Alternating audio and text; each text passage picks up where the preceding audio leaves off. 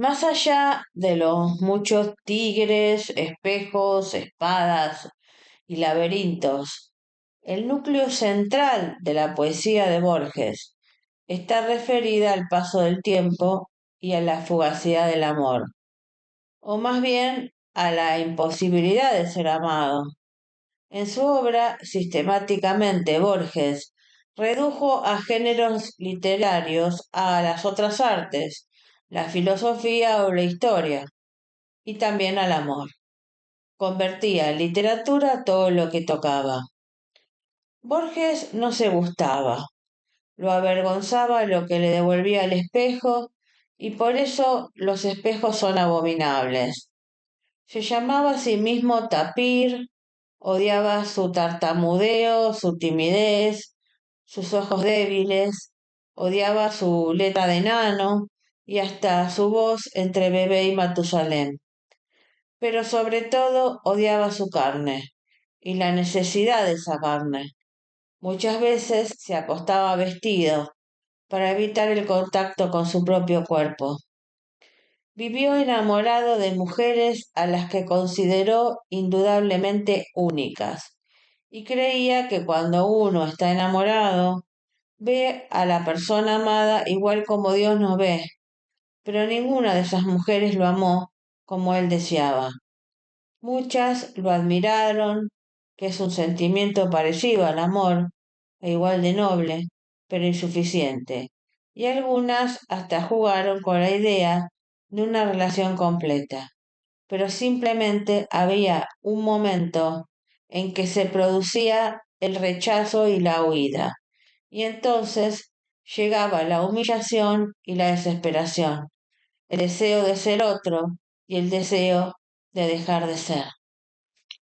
Desde un infausto atardecer ginebrino adquirió cierto horror por la cópula, que en sus cuentos suele aparecer bajo una forma atroz, excepto en Ulrica, y por eso en sus relatos preferirá hijos soñados antes que paridos.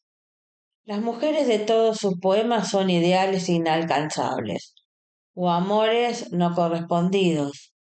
Las mujeres de todos sus cuentos son desagradables, vengativas o frívolas, que viven solo para satisfacer la locura de los hombres.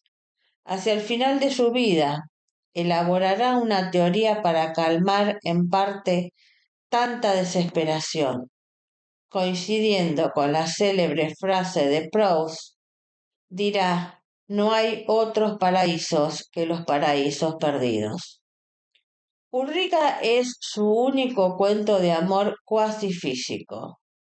Hay una escena erótica y épica. También hay una espada. En una habitación empapelada con un rojo y los personajes son un sudamericano y una noruega. El personaje obvio, alter ego de Borges, es un hombre célibe, entrado en años, para quien esta oportunidad de ser amado es un don que ya no se espera. Ulrica finaliza con esta frase: en la sombra fluyó el amor y poseí por primera vez y última la imagen de Ulrica. La primera novia de Borges se llamaba Concepción Guerrero.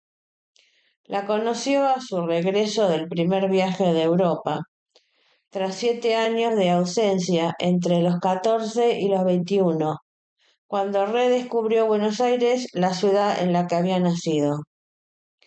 Borges la describía como una niña pobre y hermosa, hija de padres andaluces, de la que estaba enamorado. Ella tenía 16 y él 22. Ojos negros y una gran trenza también negra. A principios de 1923, los guerreros autorizan a Borges a visitarla en su casa de Villa Urquiza. Borges hace un nuevo viaje a Europa y regresa en 1923 a casa de los guerreros, pero las relaciones fueron deteriorándose. Para colmo, ella se había cortado las trenzas. Hacia 1925, Borges decide romper, Será una de las dos únicas veces que Borges tome esa iniciativa. Cecilia Ingeniero era hija de José Ingenieros, el filósofo positivista nacido en Turín como Giuseppe Ingegneri. La conoció en 1939 en una reunión de la que salieron juntos por casualidad.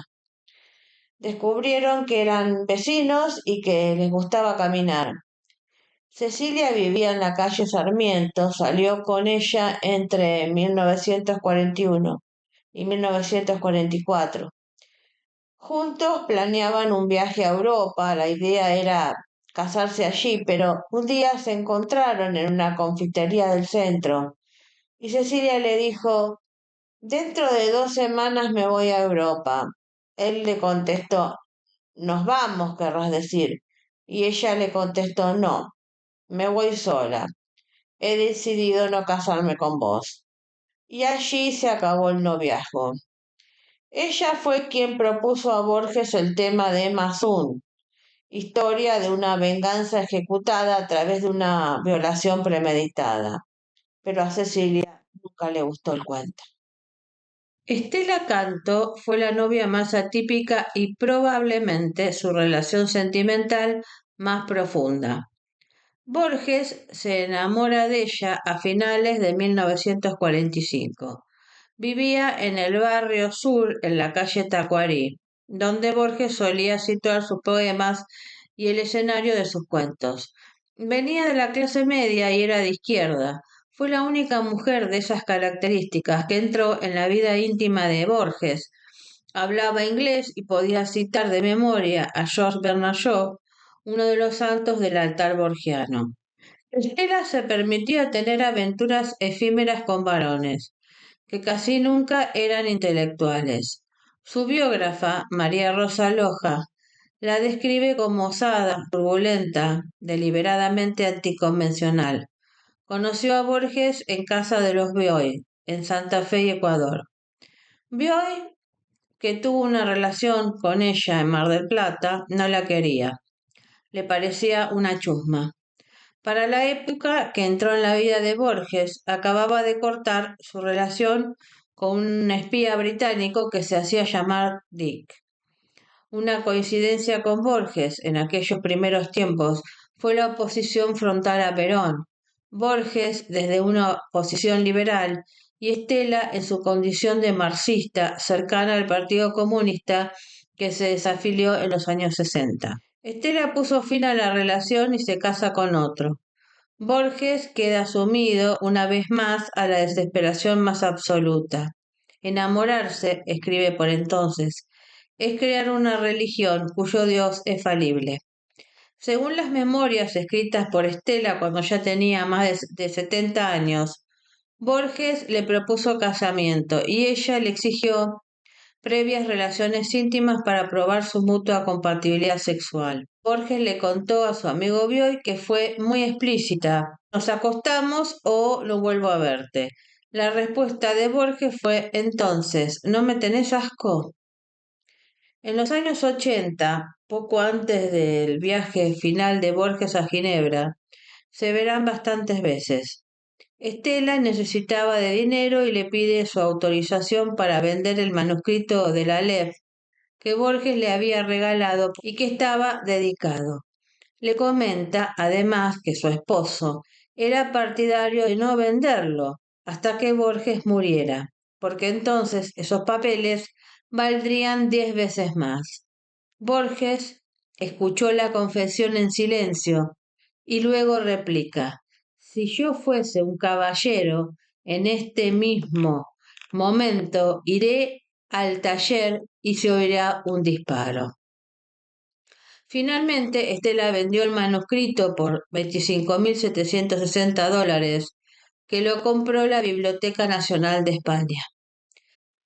La penúltima novia fue María Esther Vázquez, a quien Borges lleva 40 años. Borges la contrató como secretaria y lectora, la primera a tiempo completo. Borges le propone casamiento en 1964 y tras muchas dudas acaba rechazándolo. Borges escribe entonces sus textos más explícitos en prosa y en verso sobre la fragilidad del amor. Ya no es mágico el mundo, te han dejado, y la dicha que me diste. Lo que era todo tiene que ser nada. Solo me queda el goce de estar triste. Una cuasi novia, puesto que también le propuso matrimonio, aunque no parece haberlo tomado muy en serio, fue Aide Lange.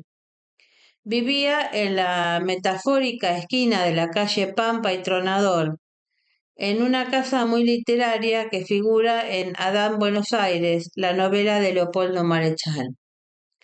En un poema de los Conjuros Borges habla de Aide.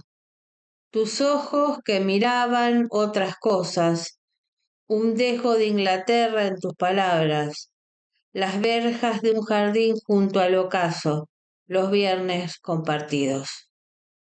Su primera esposa fue Elsa Astete. La conoció en 1927. Ella tenía 17 y él 26. Le propuso matrimonio, no aceptó, se casó 2 años después y tuvo un hijo.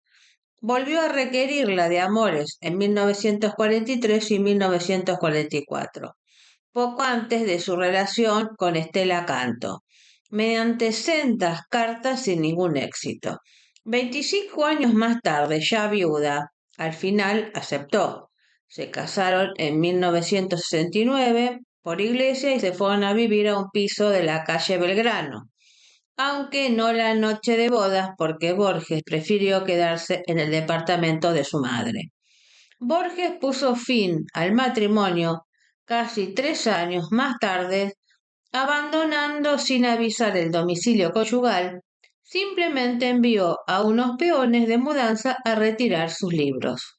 A partir de ese momento, Borges y María Kodama se irán aproximando cada vez más, hasta formar un dúo muy sólido. Borges recorría el mundo y en especial tras la muerte de doña Leonor en 1975, en compañía de María Kodama, que empezaba a dividir a los amigos del maestro en kodamistas y anticodamistas, pero también la comprensión de aquellos que prefirieron valorar por encima de cualquier otra consideración la decisión de Borges de elegir a María Kodama como su compañera. Según una interpretación psicoanalítica que tiene muchos sostenedores, María y Borges venían de sendos Electra-Edipo no superados. Con María, el escritor pudo al fin realizar una frase de Nietzsche que solía citar a menudo: el matrimonio es una larga conversación. La más trascendente musa de Borges fue Elvira de Alvear, Elvirita. Algunas de sus características están en la Beatriz de Viterbo y la Teodolina Villar del Zair, y también en Delia Elena San Marcos y la Beatriz Frost del Congreso. Elvira era hija de Diego de Alvear, jefe de una de las familias más ricas del Patriarcado de Buenos Aires, y de Mariana Cotita Cambaceres. Borges se enamoró muchísimas veces, pero solo unas pocas de esas mujeres dejaron una huella perceptible, al menos en la literatura. Todas esas mujeres, de uno u otro modo, encendieron en el corazón de Borges ilusiones que terminaron por apagarse. Pero a la madre fue la única a la que le asignó el papel de interlocutora a su mismo nivel. Lo que abominará a Borges será especialmente la mecánica del acto de engendrar. El más lejano al origen de este trauma ocurrirá en una escuela del barrio de Palermo, donde Borges solo estudió fugazmente.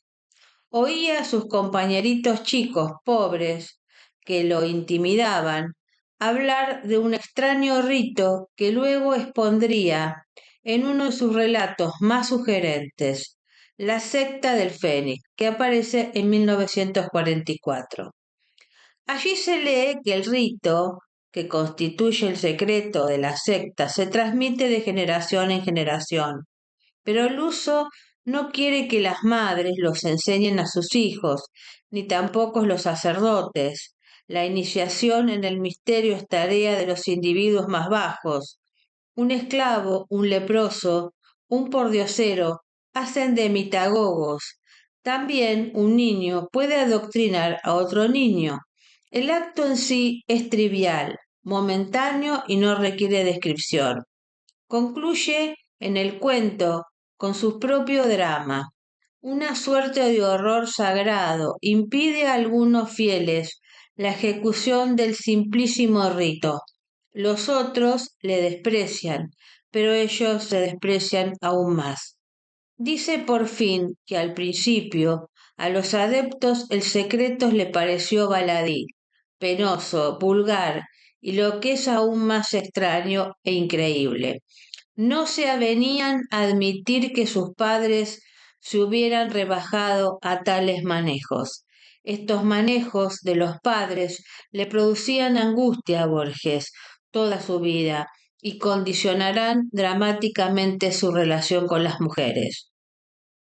El otro origen de su rechazo al acto sexual ocurrió en Ginebra cuando tenía 19 años. El padre lo llevó una vez a una de esas complacientes chicas de Ginebra cuyos clientes suelen ser extranjeros. Según se cuenta, habría sido grosera y cruel con él.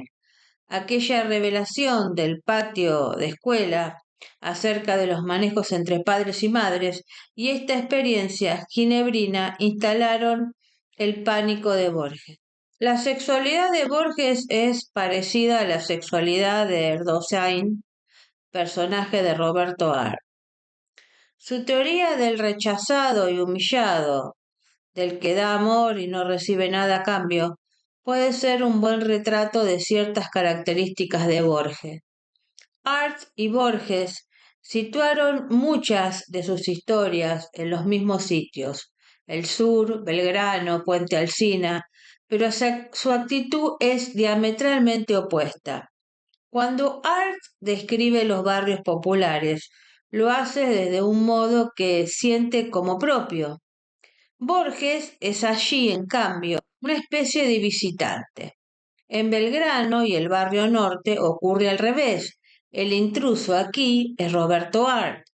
Para visitar al astrólogo en Temperley, Erdosain tenía que tomar el tren en Constitución, el mismo lugar donde Borges solía cenar con sus amigos de la alta sociedad y donde durante algunos años se citó con Stella Canto. Los dos, sin embargo, fantasean con el milagro de una muchacha que repararse amorosamente en sus respectivos vagabundeos. El ideal de omnipotencia narcisista es lo esencial en Borges.